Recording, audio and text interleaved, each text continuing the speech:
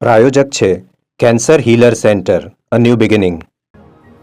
વડોદરા શહેરમાં ધાર્મિક દબાણો દૂર કરવા તંત્રની તૈયારી. મંદિરો અને મસ્જિદો સહિત 314 દબાણો દૂર કરવાની તજવીજ. લેન્ડ ગ્રેબિંગ એક્ટ હેઠળ કાર્યવાહી કરવા હાઈકોર્ટ સરકારને કરી છે તાકીદ. નોટિસ આપી સ્વેચ્છાએ દબાણો દૂર થાય તે માટે કરાશે પ્રયાસ.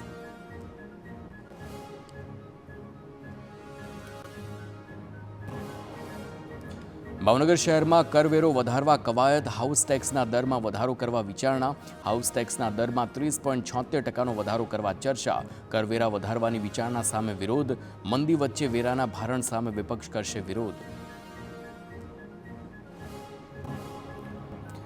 બનાસકાંઠાના રીસાના કાંઠ ગામે દૂધ ડેરીમાં ભ્રષ્ટાચારની તપાસ શરૂ. જિલ્લા રજિસ્ટ્રાર સહકારી મંડળીએ હાથ ધરી તપાસ. દૂધ ડેરીના મંત્રી અને ચેરમેન પર ગેરરીતિનો આરોપ છે. તો ગ્રાહકોને દૂધના ફેટ આપવામાં ભ્રષ્ટાચાર થતો હોવાનો પણ આરોપ છે. તો ગ્રાહકોને પગાર સમયસર ન મળતો હોવાનો આક્ષેપ સાથે સીએમને પણ રજૂઆત.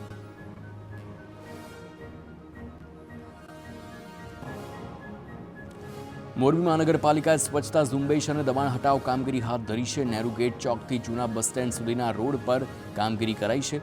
ગંદકી કરનારા અને પ્લાસ્ટિકનો વપરાશ કરનારા દંડાયા.